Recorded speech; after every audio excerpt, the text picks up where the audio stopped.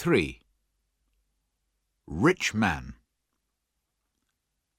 John Duncan started work on Monday, and Mary Carter showed him round the factory.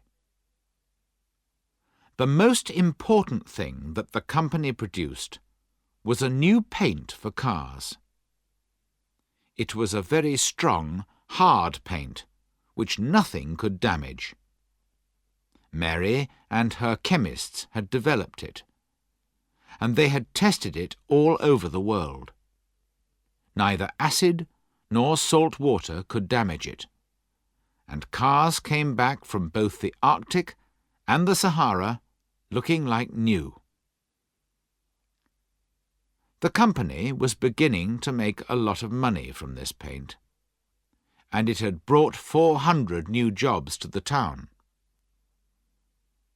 One day, when he was working with the paint, John spilt some of the waste products on his leg. He cleaned it off quickly, but it left a red, painful place on his skin, which would not go away. It kept him awake at night. He told his doctor what he had spilt on it, and the doctor looked at him strangely. So, these chemicals had something to do with the new paint, did they? The doctor asked carefully. Yes, I told you. It was a bottle of the waste products. I was looking at them in my office. I see. The doctor looked out of the window thoughtfully. His fingers moved quietly on his desk.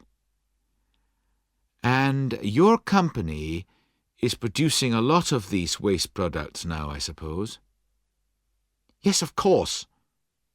John was in a hurry. He had to meet someone important in 10 minutes. Look, can you give me something to put on it or not? Oh, yes. The doctor began to write something on a piece of paper.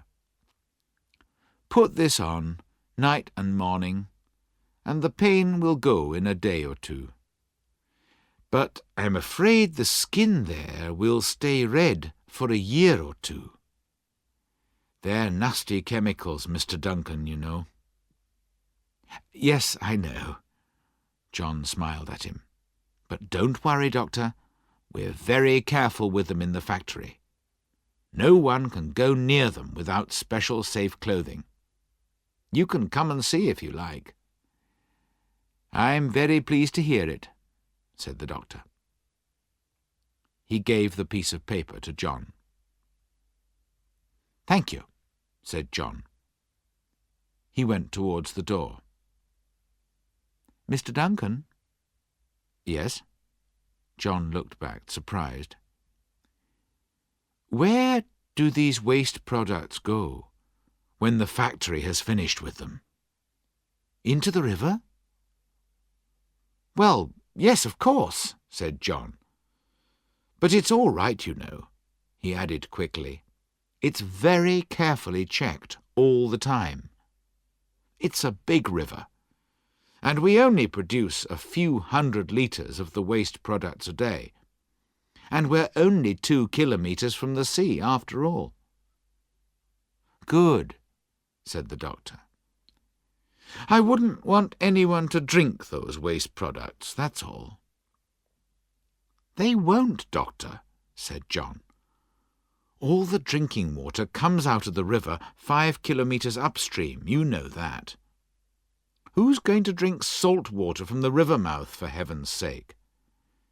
Chemists from London have checked it too, you know, and our company lawyers know all about it. So it's not dangerous, and we're not doing anything wrong. Don't worry about it. He went out of the door, and after half an hour he had forgotten the conversation. He was a very busy man now. All day he had to test different types of paints and make sure they were safe. He was also busy buying a big, comfortable house for his family, with a large field beside it, where Christine could keep a horse.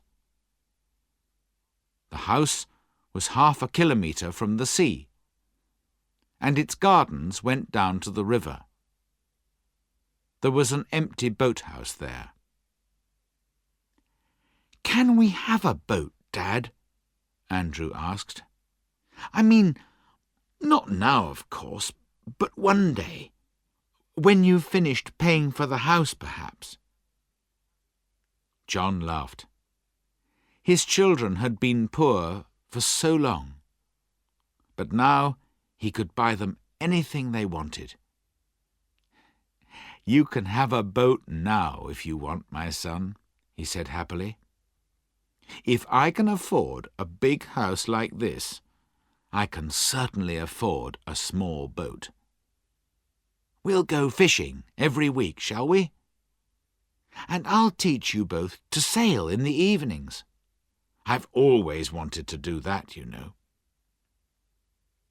He could not believe how lucky he was. He had a good job at last, a fine home, and his children had everything they wanted. He only wished his wife, Rachel, was alive to enjoy it with him. There was only one thing that he could not give his children now. He could not give them back their mother.